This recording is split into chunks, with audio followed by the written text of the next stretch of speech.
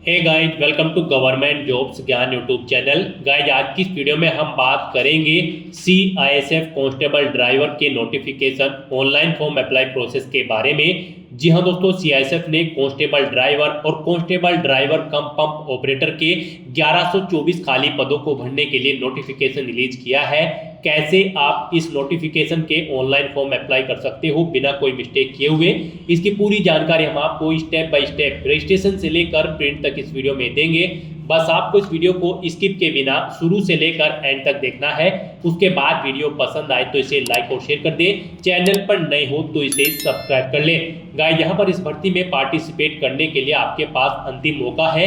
केवल 2 दिन शेष रह गए हैं। आप जल्द से जल्द अपने फॉर्म अप्लाई कर लें। अगर आप CISF में एज ए कांस्टेबल अपना करियर बनाना चाहते हैं तो जल्दी कीजिए और अपने फॉर्म अप्लाई कर लीजिए। साथ ही साथ आपके सामने फॉर्म अप्लाई करते हुए जो भी प्रॉब्लम फेस हो रही है उन सभी का हल आपको इस वीडियो में मिल जाएगा। और हम आपको ये भी बताएंगे कि कौन सी वो कॉमन मिस्टेक है जिसे करने से आपके एप्लीकेशन फॉर्म रिजेक्ट हो सकते हैं। आपको उसे अवॉइड करते हुए अपना फॉर्म अप्लाई करना है और अंतिम समय में आप अपना फॉर्म रिजेक्ट होने से कैसे बचा सकते हो इसकी भी पूरी जानकारी दी जाएगी। साथ ही साथ आपको ये भी बताया जाएगा कि आप अपने ड्राइविंग लाइसेंस की डिटेल कैसे दें और कैसे आप पोस्ट प्रेफरेंस सिलेक्ट करें जिससे आपके सिलेक्शन के चांसेस यहाँ पर हो।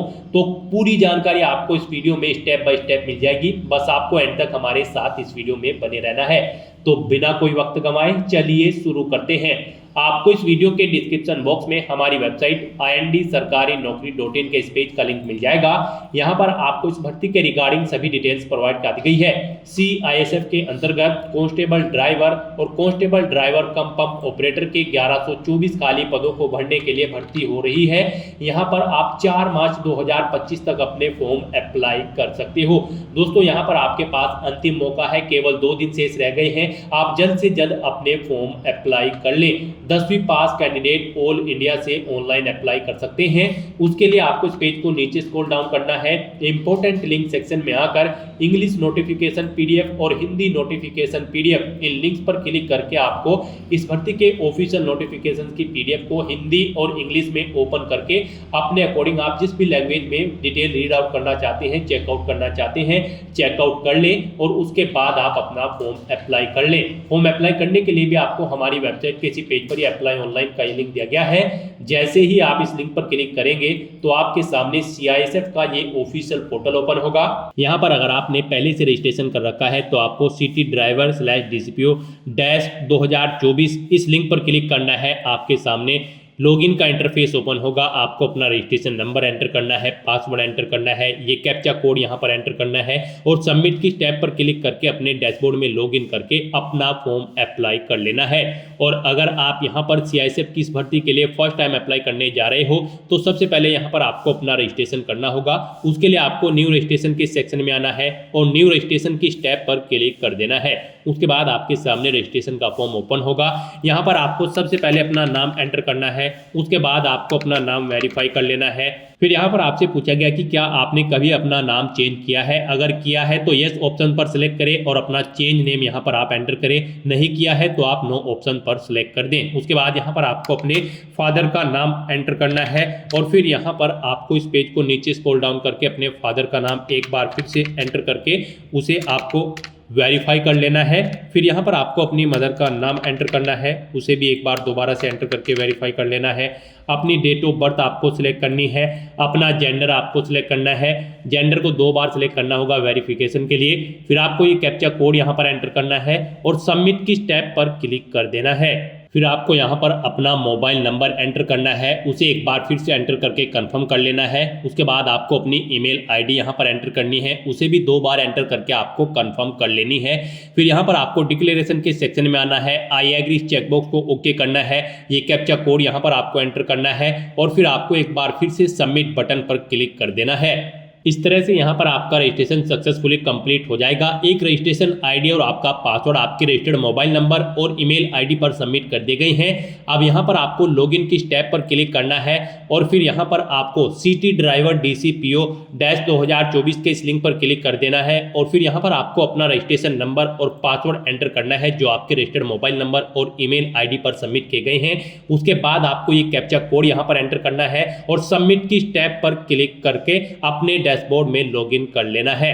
फिर आपके सामने यहाँ पर आपके डैशबोर्ड में आपको CT ड्राइवर/DCPO 2024 के सामने क्लिक है टू अप्लाई इस टैब पर क्लिक कर देना है। उसके बाद आपको जनरल इंस्ट्रक्शंस प्रोवाइड कराए जाएंगे, आपको इन्हें केयरफुली रीड आउट कर लेना है। यहाँ पर आपको आपके फॉर्म अप्लाई करने के रिगार्डिंग सभी जनरल इंस्ट्रक्शंस दे दी गई हैं, जैसे कि आपके फोटो जब आप अपलोड करोगे वो किस फॉर्मेट में होना चाहिए, क्या उसका साइज होना चाहिए, इस तरह से आपको यहाँ पर आपके फॉर्म के रिगार्डिंग सभी डिटेल्स प्रोवाइड करा दी गई है। आपको इन्हें केयरफुली रीड करना है, पेज को नीचे स्क्रॉल डाउन करना है और फिर आपको कंटिन्यू की टैब पर क्लिक कर देना है।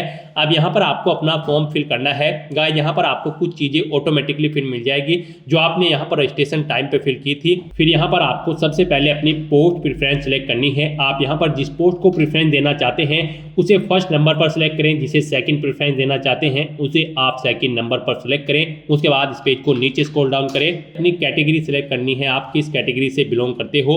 फिर यहाँ पर आपको अपना स्टेट सिलेक्ट करना है, किस स्टेट से आप बिलोंग करते हो।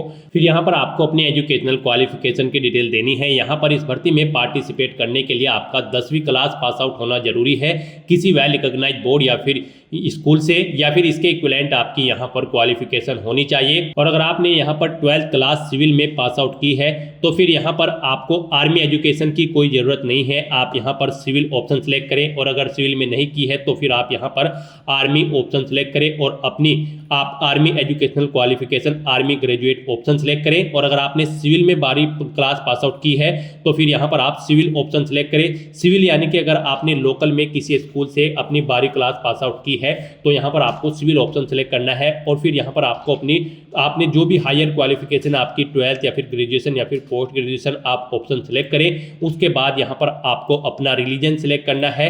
फिर आपसे पूछा गया है कि क्या आप विक्टिम तो नहीं है 1984 और 2002 के दंगों के, अगर हैं तो यहाँ पर आप यस ऑप्शन सेलेक्ट करें, नहीं है तो आप नो ऑप्शन सेलेक्ट कर लें। फिर आपसे पूछा गया है कि क्या आप पहाड़ी क्षेत्र से बिलोंग करते हैं, अगर करते हैं तो यस ऑप्शन सेलेक्ट करें और फिर यहाँ पर आप अपना पहाड़ी क्षेत्र सेलेक्ट करें, और नहीं करते हैं तो आपको नो ऑप्शन सेलेक्ट कर लेना है। उसके बाद आपसे पूछा गया है कि क्या आप एक सर्विसमैन हैं, अगर हैं तो यस ऑप्शन सेलेक्ट करें और फिर उसकी डिटेल दें, जैसे कि यहाँ पर आप स्पेसिफिक आप आर्मी में, नेवी में या फिर एयरफोर्स में किस में थे, अपनी रैंक बताएं, नेम ऑफ ट्रेड विंग दे। अगर नहीं आप एक सर्विसमैन हैं तो आपको यहाँ पर नो ऑप्शन सेलेक्ट करना है। और फिर आपसे पूछा गया है कि क्या आप CISF पर्सनल कैंडिडेट हैं, अगर हैं तो यस ऑप्शन सेलेक्ट करें और फिर उसकी डिटेल दें, जैसे कि CISF का नंबर, अपनी रैंक या डेजिग्नेशन, अपनी यूनिट का नाम, इस तरह से आपको डिटेल देनी होगी। और अगर आप CI पर्सनल कैंडिडेट नहीं है तो यहाँ पर आपको नो ऑप्शन सेलेक्ट करना है। उसके बाद आपसे पूछा गया है कि क्या आप किसी गवर्नमेंट या फिर पब्लिक सेक्टर या फिर किसी एंटोनोनियम बॉडी के अंतर्गत कार्यरत हैं, अगर हैं तो आप यस ऑप्शन सेलेक्ट करें और फिर उसकी डिटेल दें, नहीं है तो आप नो ऑप्शन सेलेक्ट कर लें। उसके बाद यहाँ पर आपसे पूछा गया है कि आपकी बॉडी पर कहीं कोई कट या तिल का निशान है तो 2 पैलेस के नाम आपको देने होंगे, नहीं है तो आपको नो मार्क एंटर कर देना होगा। उसके बाद आपको अपना परमानेंट एड्रेस यहाँ पर एंटर करना है। फिर यहाँ पर आपको अपना कोरोस्पोंडेंस एड्रेस एंटर करना है, और अगर आपका कोरोस्पोंडेंस एड्रेस आपके परमानेंट एड्रेस के अकॉर्डिंग सेम है तो आप इस चेकबॉक्स को ओके करें, same as permanent address. Automatically आपका कोरोस्पोंडेंस एड्रेस आपके परमानेंट एड्रेस के अकॉर्डिंग फिल हो जाएगा। उसके बाद आपको आपका मोबाइल नंबर और ईमेल आईडी ऑटोमेटिकली फिल मिल जाएगी जो आपने रजिस्ट्रेशन टाइम पे फिल किए थे। उसके बाद यहाँ पर आपको अपनी ड्राइविंग लाइसेंस की डिटेल प्रोवाइड करानी है। गाइस यहाँ पर इस भर्ती में पार्टिसिपेट करने के लिए आपका 10वीं क्लास पास आउट होने के साथ साथ ही आपके पास कोई heavy motor vehicle driving license या फिर ट्रांसपोर्ट व्हीकल ड्राइविंग लाइसेंस और light motor vehicle driving license और मोटरसाइकिल विद गियर लाइसेंस होना जरूरी है। तो यहाँ पर आपको अपनी लाइसेंस की डिटेल देनी है। यहाँ पर आपको motorcycle with gear license number enter करना है, कब वो इशू हुआ है वो डेट आपको सिलेक्ट कर लेनी है, नाम आपको RTO का देना है, किस RTO ने आपको वो इशू किया है। फिर आपको light motor vehicle license number enter करना है, कब वो इशू हुआ है वो डेट आपको सिलेक्ट कर लेनी है, RTO का नाम आपको देना है किसने आपको इशू किया है। फिर आपको हैवी मोटर व्हीकल या फिर transport vehicle license number enter करना है, कब वो इशू हुआ है वो डेट आपको सिलेक्ट कर लेनी है। फिर आपको किस RTO ने वो इशू किया है उसका नाम आपको एंटर करना है। टाइप ऑफ ID कार्ड, यहाँ पर आपको अपना कोई एक ID कार्ड सेलेक्ट कर लेना है जो आपके पास है उसका नंबर आपको यहाँ पर देना है। फिर यहाँ पर आपसे पूछा गया है जो आप फोटो यहाँ पर अपलोड करेंगे उस पर आपकी डेट मेंशन होनी जरूरी है, किस डेट को आपका फोटो यहाँ पर खींचा है। तो यहाँ पर आपके फोटो पर वो डेट है या फिर नहीं, आपको यहाँ पर ऑप्शन सेलेक्ट करना है। फिर यहाँ पर आपके कैरेक्टर से रिलेटेड आपसे क्वेश्चन पूछे गए हैं, आपको इन्हें रीड करना है और इनके आंसर आपको यहाँ पर यस या नो में प्रोवाइड कराने हैं। फिर आपसे पूछा गया है कि क्या आपको स्पोर्ट्स में कोई अचीवमेंट है, अगर है तो आप उसकी डिटेल दें, जैसे कि लेवल ऑफ गेम, किस लेवल का गेम आपने खेला है, नेशनल या फिर इंटरनेशनल। टूर्नामेंट का नाम दे, टूर्नामेंट कहाँ पर हुआ था उस पैलेस का नाम एंटर करें। पीरियड ऑफ गेम्स, कब से कब तक आपके गेम चले थे वो डेट आप यहाँ पर दें। अवार्ड की डिटेल प्रोवाइड कराएं और फिर यहाँ पर आप ऐड अचीवमेंट ऑप्शन पर क्लिक करें, आपके यहाँ पर स्पोर्ट अचीवमेंट ऐड हो जाएगी।